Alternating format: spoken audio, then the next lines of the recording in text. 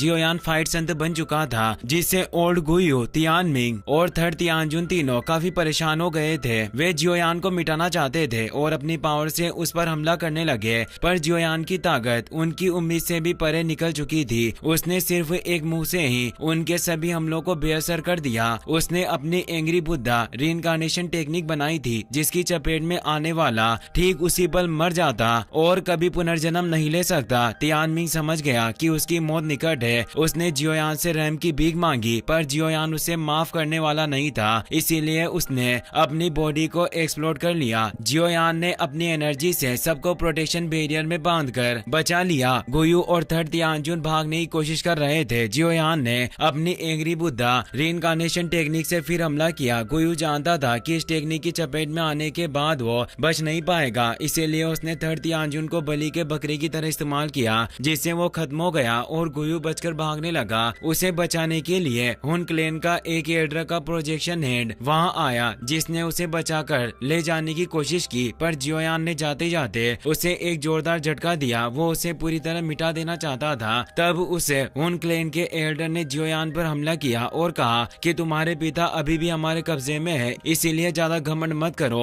और अगर हिम्मत है तो हमारे हुन क्लैन में आ जाओ, मैं तुम्हारा इंतजार करूंगा। जियोयान ने कसम खाई कि वो जल्दी सोल रियल्म में जाएगा। अब फॉलिंग स्टार पवेलियन पर से युद्ध का खतरा टल चुका था। जियोयान नीचे ग्राउंड में आता है, जहां वो अपने पवेलियन के डिसेबल और एल्डरों की सूखी हुई लाशें देखकर कांप उठता है। उसे एहसास होता है कि जब वो यहाँ नहीं था तब प्रोफाउंड रिवर अलायंस ने उन पर कहर बरसाया था। उस वक्त उसके मास्टर गंभीर रूप से घायल थे और इन सभी डिसेबलों और एल्डरों ने अपनी जान की परवाह किए बिना मास्टर के सामने ढाल बनकर खड़े रहे। उनके इस साहस ने जियोयान को एहसास दिलाया कि पवेलियन के डिसेबल दिल से उनके साथ थे। जियोयान लड़खड़ाते कदमों से आगे बढ़ा। वो उन्हें आखिरी श्रद्धांजलि देना चाहता था। जैसे उसने हाथ आगे बढ़ाकर उन्हें छुआ, उन डिसेबल की बॉडी राख में तब्दील होकर हमेशा के लिए नष्ट हो गई। वे सभी डिसेबल जो विंड लाइटनिंग पवेलियन के फॉर्मेशन से जल चुके थे, उनकी आत्मा जा चुकी थी, पर जियोयान जानता था कि उन्हें शांति तभी मिलेगी जब वो उनका बदला लेगा।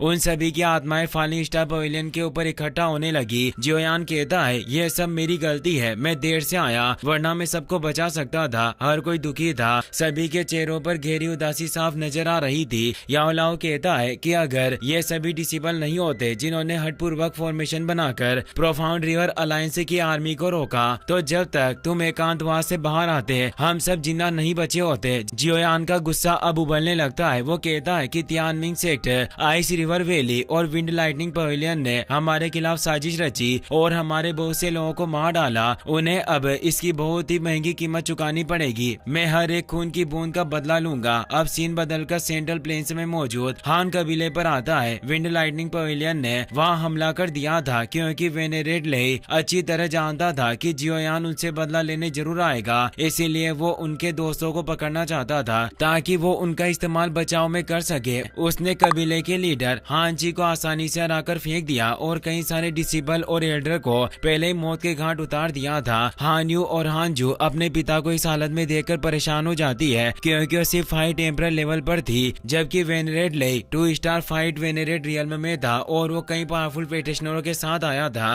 अब वो हान कबीले के एल्डर हान फे से कहता है कि आज्ञाकारी तरीके से हमारे साथ आ जाओ। हान फे कहते हैं कि हमारी फैमिली भले युद्ध में लड़ते हुए मारी जाए, पर हम कभी भी तुम्हें अपना इस्तेमाल करने नहीं देंगे। तुम हमारा इस्तेमाल दूसरों के बीच एक बातचीत के उपकरण की तरह करना चाहते हो। हम कोई ऐसी चीज नहीं है जिसका हर कोई इस्तेमाल कर सके। और वो गुस्से में उस पर हमला करने बढ़ते हैं, पर वेनेरेड लेई आगे से टेलीपोर्ट हो जाता है और पीछे आकर हान फे को काफी जोर से पंच मारता है, जिससे उनके मुंह से खून निकल आता है और वे दूर गिरते हैं। उससे पहले ही वेनेरेड लेई उन्हें फिर से मारता है और जमीन पर फेंक देता है। हान यू और हानजू अपने दादाजी को संभालने आती है, पर उनकी हालत अब काफी खराब हो चुकी थी। हानजू कहती है, तुम कमीने काफी आगे निकल चुके हो। वेनेरेड लेई फे तियान से कहता है, जल्दी करो और इन सभी हान फैमिली के लोगों को बंधक बना लो ताकि हम उस लड़के जियोयान को धमका सके। फे तियान और बाकी सभी उसकी बात समझ जाते हैं। फे तियान दोनों लड़कियों के पास आ जाता है। वो कहता है, मैं लड़कियों के साथ सख्ती नहीं करना चाहता, पर अगर तुम खुद मेरे साथ नहीं चलोगी तो मुझे जबरदस्ती करनी होगी। हानजू को गुस्सा आता है, पर हान यू उसे आगे बढ़ने से रोक लेती है और खुद तलवार लेकर उस पर हमला करने बढ़ी। वो तलवार फेंक कर हमला करती है, पर वो आसानी से बच जाता है और जब हान्यू ने दोबारा हमला किया तब भी उसने उसे आसानी से दूर कर दिया। उसके सभी हमले बेकार हो रहे थे क्योंकि फेतियान फाइटर एम्परर रियल्म के पीक पर था। वो आसानी से हमला करके हान्यू की तलवार को दूर गिरा देता है और एक जोरदार वार करके उसे चित कर देता है। अब वो उसे अपने लाइटनिंग से पकड़ लेता है। हान्यू परेशान हो जाती है पर अब विंड लाइटनिंग पवेलियन के दूसरे एल्डर ने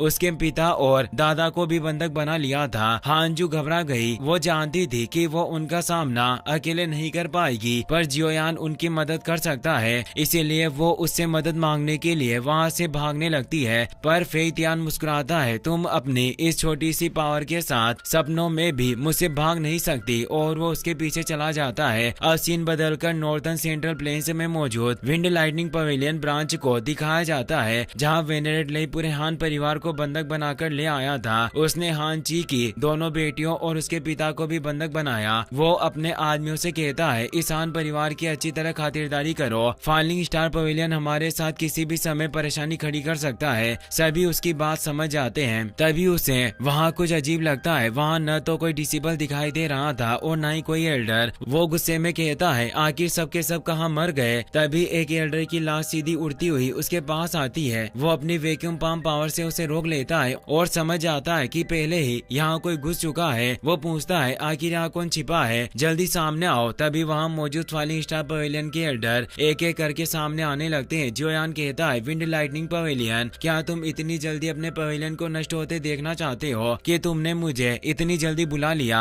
और वो अपना ऑरा फैलाने लगता है। सभी विंड लाइटनिंग पवेलियन के लोगों पर तेज दबाव पड़ा जिसे वे सहन नहीं कर पाए और एक पल में ही धूल बनकर नष्ट हो गए। अब सिर्फ फेतियान और वेनेरेट लेई बचे हुए थे। वेनेरेट लेई हैरान रह गया कि जियोयान एक ट्रू फाइट संत बन चुका है। हान यू और हान जो जियोयान को देखकर खुश हुई। वेनेरेट लेई कहता है, जियोयान तुम उतावलेपन से काम मत करो। तुम्हारे ये दोस्त हान फैमिली के लोग अभी भी मेरे कब्जे में है। क्या तुम्हें डर नहीं कि मैं इन्हें मार दूंगा। और वो अपनी सील को एक्टिवेट करके उन्हें दर्द पहुंचाने लगता है। जियोयान गुस्से में कहता है, तुमने मुझे धमकी दी। वेनेरेट लेई कहता है, प्रोफाउंड रियर अलायंस को तियानमिंग सेक्ट के द्वारा लीड किया जा रहा था, इसीलिए हमारा विंड लाइटनिंग पवेलियन इसका हिस्सा नहीं है। अगर तुम हमें जाने दोगे तो अभी से हमारा विंड लाइटनिंग पवेलियन तुम्हारे फॉलिंग स्टार पवेलियन से संबंध तोड़ देगा और हम कभी एक दूसरे को परेशान नहीं करेंगे। जियोयान गुस्से से भर जाता है और बोलता है, तुम अपने आप को क्या समझते हो और तुम जिस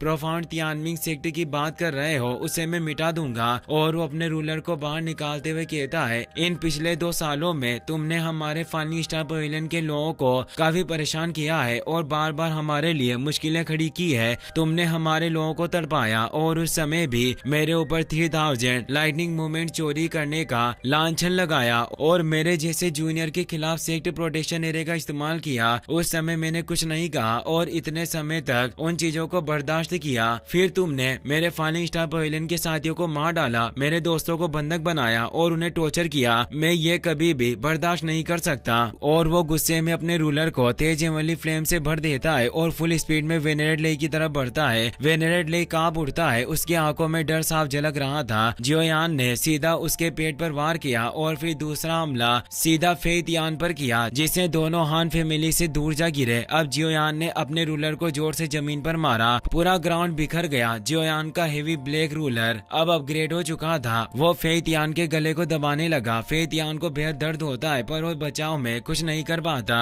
जियोयान ने उसकी गर्दन मरोड़ दी और उसी पल वो मारा गया। उसकी बॉडी भी राख में बदल गई। जियोयान कहता है, मेरे फॉलिंग स्टार पवेलियन के कुल 28 लोगों की तुम्हारे विंड लाइटनिंग पवेलियन के हाथों मौत हुई थी। आज मैं उनकी हर एक खून की बूंद का हिसाब लेने आया हूँ। अब सिर्फ वेनेरेट ले ही बचा था। वो लड़खड़ाते हुए खड़ा होता है और कहता है, जियोयान तो इतना घमंड मत कर। मेरा wind lightning pavilion heaven demon phoenix tribe का अच्छा दोस्त है। अगर तूने हमारे पवेलियन को नष्ट करने की हिम्मत की तो वे हेवन डीमन फिनिक्स ट्राइब वाले तुम्हें जरूर मार डालेंगे और बदला लेने आएंगे। जियोयान अपनी एंग्री बुद्धा रिइंकार्नेशन टेक्निक को एक्टिवेट करने लगता है और कहता है, तुम्हें हेवन डीमन फिनिक्स ट्राइब को इतना महत्व नहीं देना चाहिए। वो उतने पावरफुल नहीं है जितना तुम सोचते हो। वेनेरेट लेई हंसते हुए कहता है, जियोयान मैंने हान फैमिली के लोगों की बॉडी पर पहले से ही लाइटनिंग मार्क प्लांट कर दिया है जिसका कंट्रोल मेरे हाथ में है। अगर मैं इन पर जरा सा भी दबाव डालूं तो हान फैमिली के चारों सदस्य विस्फोट होकर मर जाएंगे। चारों सील की वजह से तड़पने लगते हैं। वेनेरेट लेई कहता है, अब मैं देखना चाहता हूँ कि तुम अपनी स्पीड से इन्हें बचा पाते हो या मेरा हाथ इन्हें विस्फोट कर देगा। लेकिन उसके शब्द खत्म होने से पहले ही जियोयान की एंग्री बुद्धा रिइंकार्नेशन टेक्निक ने उसके हाथों को जमा दिया और देखते ही देखते उसकी पूरी बॉडी राख बनकर नष्ट हो गई। कुछ समय बाद का सीन दिखाया जाता है। सभी अब एक शिप पर मौजूद है। जियोयान हान्यू से कहता है, सीनियर, मेरी वजह से विंड लाइटनिंग पवेलियन के लोगों ने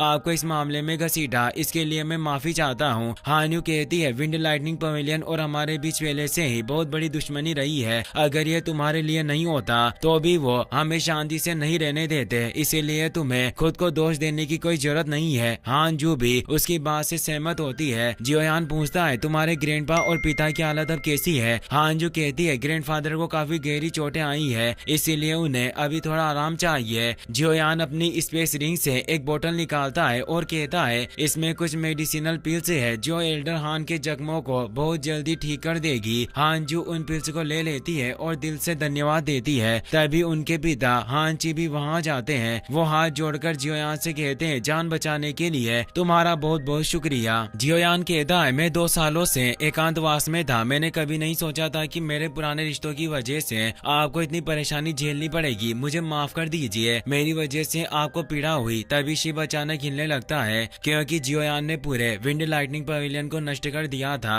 वो महल अब हमेशा के लिए राख बन जाएगा। जियोयान कहता है, अब से इस नॉर्दर्न टेरिटरी में विंड लाइटनिंग पवेलियन का कोई वजूद नहीं रहेगा। अगर आपकी हान फैमिली इस जगह पर कब्जा करने में इंटरेस्टेड है तो आप इसे कंट्रोल कर सकते हैं और इसमें मेरा फाइनली स्टार पवेलियन आपकी पूरी मदद करेगा। हानयू और हानजू ये सुनकर काफी खुश होती है, पर निर्णय लेना उनके पिता पर डिपेंड करता है। हानजी कहते हैं, मेरी हान फैमिली को रीजनल पावर बनने का कोई शौक नहीं है। हम बस यही चाहते हैं कि हम नॉर्दर्न टेरिटरी में शांति से रह सके। पर यंग मास्टर जियोयान, अगर आप मदद करना ही चाहते हैं तो हम आपके अरेंजमेंट का पालन करेंगे। वो सिर झुका लेते हैं, पर जियोयान उन्हें ऐसा करने से मना करता है। हानजू जियोयान को फिर से धन्यवाद कहती है। हानयू भी कहती है, इस बार तुमने हमारे ऊपर बहुत बड़ा कर्ज छोड़ दिया है। जियोयान मुस्कुराकर कहता है, सीनियर, आप बहुत विनम्र हैं। अब जियोयान को प्रोफाउंड स्काई सेक्टर और आइस रिवर वैली से बदला लेना था।